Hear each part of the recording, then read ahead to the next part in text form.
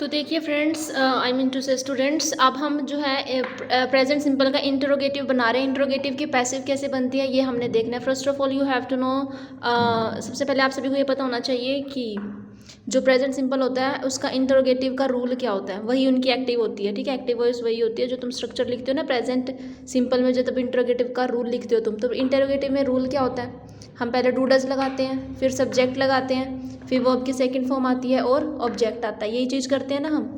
और जब हम इसका पैसिव बनाएंगे ना, इसी का ही पैसिव अगर हमने बनाना है तो हम क्या करते हैं, जब तुम्हें डू डज होता है, ठीक है, डू डज के देखो तुम कहीं भी एक्टिव वॉइस में, तो तुम्हारे माइंड में तुरंत क्लिक होना चाहिए कि डू डज लगा हुआ है, इट मीन्स ये प्रेजेंट सिंपल है, ठीक है। आगे फिर सबसे पहले हेल्पिंग वर्ब आगे लगी हुई थी, तो इसका मतलब ये प्रेजेंट सिंपल का इंटरोगेटिव दे रखा है। और ऑब्वियसली लास्ट में क्वेश्चन मार्क लगा होगा। It is the biggest recognition of interrogative tense, है ना। सबसे पहले यही सबसे बड़ी पहचान होती है ना, इसी से पता चल जाता है क्वेश्चन मार्क लगा हुआ और ऑब्वियसली आगे हेल्पिंग वर्ब लगी हुई है। तो जब हेल्पिंग वर्ब डू डज लगी होती है तो डू डज को हम किस में कन्वर्ट करते थे, पैसे बनाना है अगर हमने इज एम आर लगाते हैं ना, तो इज एम आर लगा दिया हमने। उसके बाद फिर क्या आता है, ऑब्जेक्ट आता है, ठीक है, ऑब्जेक्ट लगा दिया। अब तुम्हारे मन में ये क्वेश्चन होगा कि मैम आपने तो ये कहा था कि सबसे पहले ऑब्जेक्ट आता है ना, हमने तो यहाँ पे हेल्पिंग वर्ब लगा रखी है। अब हमने हेल्पिंग वर्ब इसलिए लगाई है ना क्योंकि हमें यहाँ पे हेल्पिंग वर्ब दे रखी है।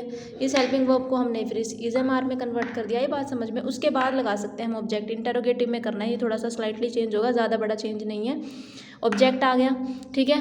मैंने तुम्हें बताया था कि पैसे बनाते हैं तो वर्ब की थर्ड फॉर्म लगती है, वो लगा दिया हमने। बाय, बाय हम बोलते हैं ना, आपके द्वारा, द्वारा वर्ड यूज़ करने के लिए इंग्लिश में हम बाय लगा दिया। उसके बाद जो सब्जेक्ट था वो क्या आ गया हमारा, लास्ट में आ गया। यही मतलब है। और क्वेश्चन मार्क हमने लगाना ही है, इंटरोगेटिव की पहचान है।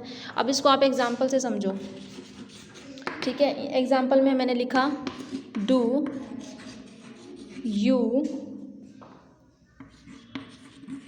Read the books, question mark, ठीक है। तो देखो डू दे रखा है, डू तो दे ही रखा है। पहले ना तुम इस बुक्स को देखो, यहाँ पे ये जो हमने बुक लिखा है ना, ये बुक्स, बुक नहीं लिखा, बुक्स लिखा है, प्लूरल है। पहले तुमने ये जो इस सब्जेक्ट को देखना है, नहीं सब्जेक्ट को क्या देखना, ऑब्वियसली ये लास्ट में चला गया ना, तो यहाँ पे तो अभी तो फिलहाल ये ऑब्जेक्ट है ना। स्ट्रक्चर तो हमारा यही है ना, इंटरोगेटिव का स्ट्रक्चर यही है ना।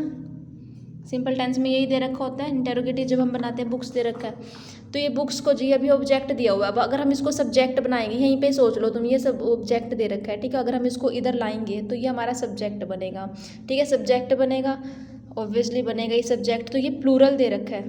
द बुक्स हमें क्या दे रखा है, प्लूरल दे रखा है ना, दे रखा है कि नहीं दे रखा है। एक बुक की तो बात नहीं हो रही है, बुक्स की बात हो रही है, बहुत सारी बुक्स की बात हो रही है। तो फिर क्या करेंगे हम, यहाँ पे इज एम आर लगाना होता है ना। हम यहीं पे, यहीं से देख लो, तुम्हें यहीं से पता चल जाना है।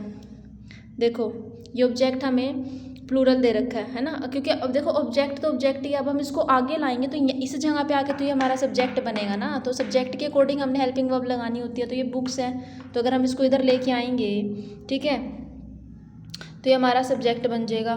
तो ये प्लूरल है तो वर्ब कौन, हेल्पिंग वर्ब कौन सी लगेगी, आर लगेगी ना। तो आर आ गया यहाँ पे डू की जगह आर, क्योंकि रूल यही है हमारा, इज एम आर लगाना, उसके बाद ऑब्जेक्ट आएगा। ये ऑब्जेक्ट यहाँ आ जाएगा, बुक्स यहाँ पे आके सब्जेक्ट बनेगा ना। आर फिर क्या लिखेंगे, द बुक्स रीड, रीड की सेकंड फॉर्म रेड होती है, थर्ड फॉर्म भी रेड ही होती है। देखो लिखते हम इसको ऐसे ही हैं, है ना, आर ई ए डी लिखते हैं तीनों फॉर्म्स में।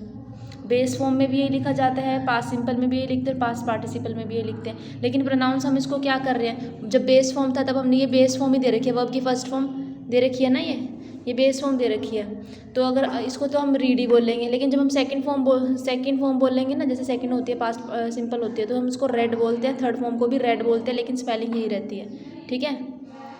द आर द बुक्स, आगे इसको हम, ये वर्ब की थर्ड फॉर्म आ गई, है ना, वर्ब की थर्ड फॉर्म लगाते हैं और थर्ड फॉर्म रेड ही होती है, रीड की रेड होती है। रेड बाय यू को चेंज नहीं होता, यू का यू ही रहता है। और फिर लास्ट में क्वेश्चन मार्क लगाना मत भूलना, ठीक है। I hope it is clear to all of you. आप सभी को अच्छे से समझ में आया होगा। एक बारी देख लो, इंटरोगेटिव का रूल दे रखा है, डू डज सब्जेक्ट और वर्ब की फर्स्ट फॉर्म या ऑब्जेक्ट दे रखा होता है ना। यही एक्टिव वॉइस है तुम्हारी, है ना। जो तुम टेंस करते हो ना, जैसे तुमने टेंसेस किए हैं पीछे, प्रेजेंट सिंपल का जब नेगेटिव बनाते थे तब उसमें यही रूल लिखते थे ना, यही तुम्हारी एक्टिव है, इसी को कंफ्यूज होने की जरूरत नहीं है। ये एक्टिव वॉइस ही है, मान लो, मानना क्या एक्चुअल में है, ठीक है, एक्टिव वॉइस यही है हमारी। आई बात समझ में? अब इसके हमने पैसिव बनाने हैं। पैसिव में देखो मैंने क्या किया, डू डज की जगह मैंने इज़ लगा दिया, ऑब्जेक्ट प्लस ऑब्जेक्ट आ गया, वर्ब की थर्ड फॉर्म बाय, फिर सब्जेक्ट आ गया, लास्ट में सब्जेक्ट चला गया, पैसिव हो गया ना हमारा, सब्जेक्ट लेस ही हो गया, लास्ट में भेज दिया हमने उसे।